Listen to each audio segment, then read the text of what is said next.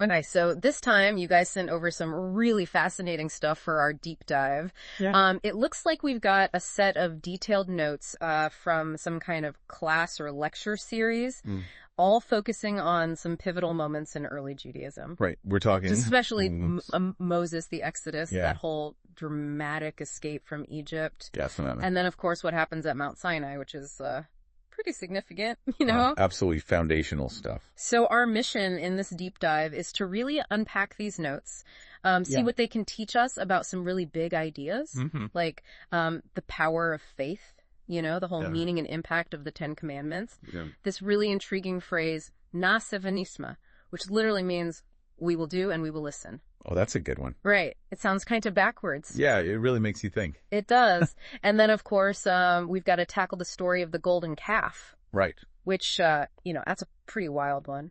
Yeah, a classic for a reason. So think of this deep dive as like your crash course, or I guess your shortcut. I like that. To understanding some seriously foundational Jewish thought. Absolutely. And what's so cool about the way these lessons are structured is that they don't just present these ideas in isolation. Right. You know, they weave them together so we can see how they connect and build upon each other. It's like a tapestry or something. Yeah, exactly. And we're here to kind of help you trace those threads. Pull out those golden nuggets of wisdom. Exactly. Okay, so let's jump right in with one of the most dramatic moments in the Exodus story. Okay.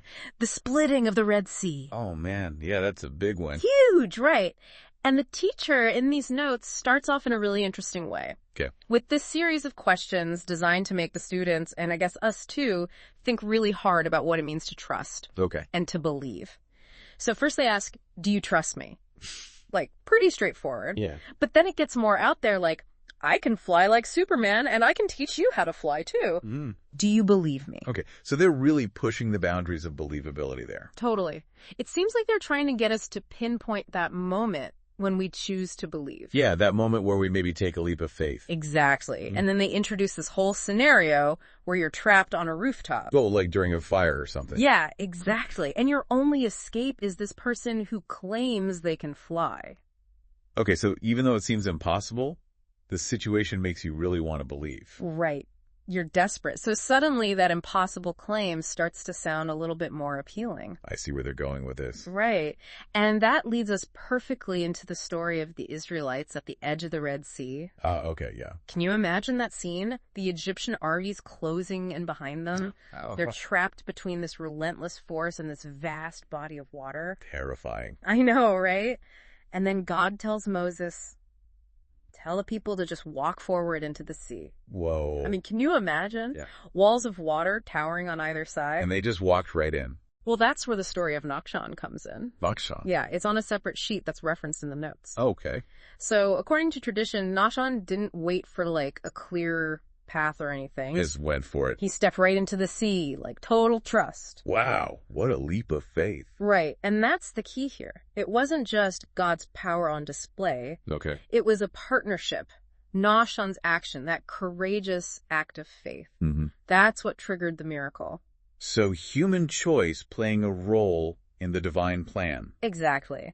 And the notes really emphasize this two-way street. You know, Okay. God had faith in the Israelites enough to free them from slavery and send those 10 plagues. And Nachshon, representing the people, showed his faith in God by stepping into the unknown. Powerful stuff. Right. So it's not just about believing in miracles. It's about trusting enough to take action, even when things seem impossible. Like when you were first learning how to ride a bike. Exactly. The teacher actually uses that analogy. That was good. It's about that moment when you let go of the handlebars and just trust that you'll stay upright. And you know most of the time you do. Right. You wobble a bit, but you figure it out. Yeah. So can you think of a time when you took a similar leap of faith? When you trusted in something or someone, even when you didn't have all the answers? I bet you can. So the Israelites, they make it through the Red Sea. Close call.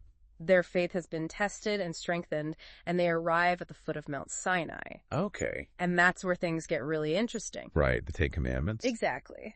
But the notes present them not just as like a list of rules, Okay. but as a kind of treaty. A treaty. Yeah, or an agreement between God and the Israelites. I see. So like a formal establishment of their relationship, Right. They even compare it to a class Brit. but for like a whole nation? Exactly. Though there's a key difference that we'll come back to later. Okay, I'm intrigued. So the teacher helpfully breaks down the Ten Commandments into these three main themes. Okay, so it's not just a random assortment of rules? Not at all. It's very structured, very intentional. Okay, what are the themes? Well, first you've got relationship with God.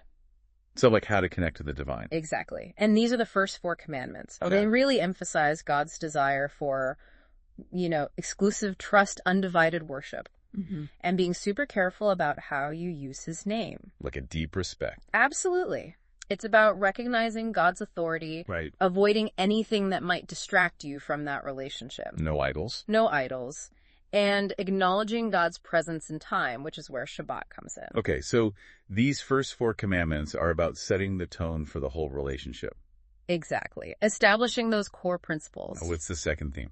The second theme is value of life. Okay, so this is about respecting life itself. Exactly. And honoring the things that give life and sustain it. Like family. Yes. Yeah. Honoring your parents. Mm-hmm. And then you have the prohibitions against adultery and murder. Right. Actions that threaten the sanctity of life and the family unit. Exactly. These commandments are about protecting the core building blocks of society. Yeah, makes sense. So if the first four commandments are about establishing a connection with the divine, right, these next three are about safeguarding the foundation of human existence and society. Okay, I'm following. And then the third theme is community living. Okay, so this is about how we interact with each other. Exactly. And these last three commandments deal with things like envy, stealing, and lying. Right. Those are pretty universal no-nos. They are, because they all undermine trust and harmony within a community. Yeah, envy can lead to resentment and even violence. Exactly. Stealing violates our sense of security and ownership. And lying, well, that just breaks down communication altogether. You can't have a functioning society without trust. No, you really can't. So these last three commandments are all about fostering those essential qualities for healthy community life. Okay, so the Ten Commandments, they're like a blueprint for a just and moral society. Exactly. But here's where things get even more fascinating. I'm ready. So remember how the commandments were delivered on these 2 stone tablets? Yeah. Well, the notes point out that there are 2 ways to read them. 2 ways? Yeah. You can read straight down each tablet, which is kind of the obvious way. Right.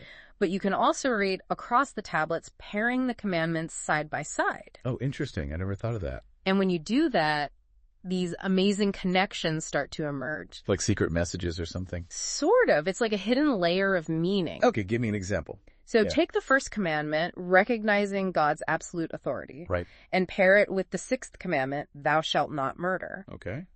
And suddenly you see this profound link between the sanctity of human life and the fact that we are created in God's image. Wow, that's powerful. Right. It's like saying that taking a human life is an offense against God himself. Because it's a violation of something sacred. Exactly. And it goes on like that. You compare the 2nd commandment, thou shalt not have other gods before me, with the 7th commandment, thou shalt not commit adultery. Okay. And the notes draw this really interesting analogy. I'm listening. They say that worshiping another god is like committing adultery against God, who is like a loving and devoted spouse. Wow, so it's like spiritual infidelity. Exactly. It's a betrayal of that exclusive covenant. Makes you think about those commandments in a whole new light. It does, right. And then you compare the 3rd commandment, thou shalt not take the Lord's name in vain, with the 8th commandment, thou shalt not steal. Okay, so how are those connected? Well, the notes suggest that stealing isn't just a crime against another person. Right. It's also a violation of God, whose name represents truth and justice. Interesting. So it's like you're stealing from God's order. Exactly. You're disrupting the balance of things. Okay. I'm starting to see the pattern here. Right. It's all interconnected. And then you can pair the 4th commandment, remember the Sabbath day to keep it holy, with the 9th commandment, thou shalt not bear false witness. Okay, so how do those relate? Well, the notes say that observing Shabbat is like a weekly testimony to God's creation. Right. So to disregard Shabbat is to essentially deny God's role as creator. So it's like bearing false witness against God's act of creation. Exactly. You're rejecting that fundamental truth. Wow, I never thought about it like that. And finally, you compare the 5th commandment, honor your father and your mother, okay, with the 10th commandment, thou shalt not covet. So how are those two linked? Well, the notes suggest that coveting can lead to all sorts of negative consequences. Okay. Like resentment, jealousy, even violence. Right. And those things can ultimately lead to children who lack respect for their parents and for societal values. That's like a chain reaction. Exactly. Coveting disrupts the harmony of the family and ultimately of the community. Wow, it's like this whole intricate web of interconnected principles. Right. And it all goes back to that idea of a treaty between God and the Israelites. But remember, you said there was a key difference between this treaty and like a regular one? I did, and this is a crucial point. So in a typical treaty, both sides have to agree to certain terms. Yeah, like a negotiation. Exactly. But with the Ten Commandments, it's a bit different. How so? Well, God had already fulfilled his part of the deal. He had? He had.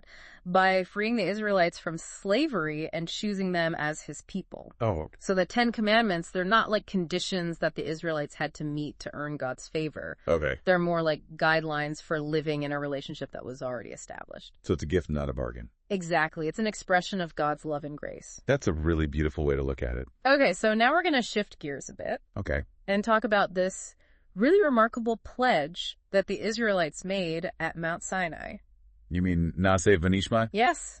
We will do and we will listen. Yeah, that always struck me as kind of odd. Right. Why would they agree to follow God's commands before even knowing what they were? I mean, wouldn't it make more sense to understand something first and then decide to do it? Exactly. It seems backwards. And considering there are 613 mitzvot in the Torah, that's a pretty big commitment. Huge. So the notes actually address this head on. They do. Yeah. They explain why prioritizing action over understanding is presented as the correct response in this context. Okay, I'm curious. So first they talk about the potential loss of not performing the mitzvot. Okay, so like missing out on something important. Right. Because if you wait for perfect understanding, you might miss crucial opportunities for spiritual growth, for connecting with God. I see. It's like saying that sometimes you have to jump in and experience something in order to really grasp it. Like learning to swim, you can't just read about. Exactly. You got to get in the water. Okay, that makes sense. And then the second reason they give is even more fascinating. What's that? They say that the very act of observing the mitzvot, even without full comprehension, Right.